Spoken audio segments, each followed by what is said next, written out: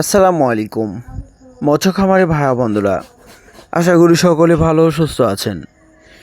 তো বরাবরের মতো এখন যে মাছটি দেখাচ্ছি আপনাদেরকে, এগুলো হলো থাই জাতীয় পাঙ্গাস মাছ।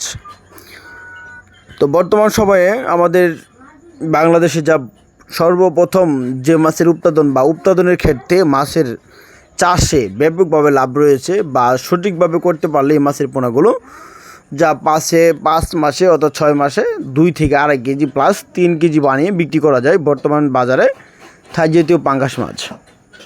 তো মূলত থাই জাতীয় পাঙ্গাস মাছ কীভাবে চাষে সফল হওয়া যায় বা কীভাবে চাষে পুকুরে, তো বিস্তারিত তথ্য আলোচনা করব। সম্পূর্ণ ভিডিও দেখার অনুরোধ রইল। থাই জাতীয় পাঙ্গাস মাছের পোনা বর্তমান সময়ে যদি বাজারের আমরা মূল্য ধরি, তাহলে পাইকারি রেট যদি ধরি, ছোটো সাইজের মাছের ভিতরে যদি ধরতে পারি আমরা, তাহলে 120 টাকা থেকে 130 টাকা বা 30 থেকে 40 টাকার ভিতরে বর্তমানে পাইকারি রেট হয়। তো স্ক্রিনে আপনারা যে লেখাটা দেখলেন, ওটা হলো খাদ্য ব্যবস্থার একটা লেখা, বা 5 টন খাদ্য তৈরি করতে হলে কতটুকু খাদ্য বা কতটুকু শুটকি, কতটুকু ভুট্টা, কতটুকু সরিষার খোল, এভরিথিং সব কিছু প্রয়োজন হয়।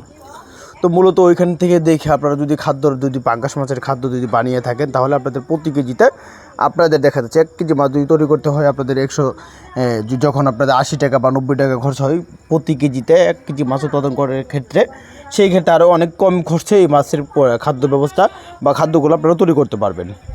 তো অরিজিনাল থাই জাতীয় পাঙ্গাস মাছের পোনা আপনারা চাইলে যে কোনো পুকুরে চাষে উপযোগী হতে পারে, যদি পুকুরটা যদি থাকে বন্যামুক্ত। আর দ্বিতীয় কথা হলো পুকুরে পানির গভীরতা যেন 3.5 থেকে 4.5 ফিটের ভিতরে রাখার চেষ্টা করবেন, তাহলে থাই জাতীয় পাঙ্গাস মাছ চাষে সফল হতে পারবেন। আর দ্বিতীয় কথা হলো থাই জাতীয় পাঙ্গাস মাছে অবশ্যই ডুবান্ত পরিমাণ ও বা বাসান্ত পরিমাণ যে কোনো খাবার দিতে পারবেন। যদি ছোটো থাকে তাহলে অবশ্যই বাসান্ত পরিমাণ খাবার দিতে হবে। আর যখন মাছ বড় হতে থাকবে তখন আস্তে আস্তে ডুবান্ত পরিমাণ খাদ্য দিলেও, অর্থাৎ বানানো খাবার দিলেও মাছগুলো খেতে পারবে।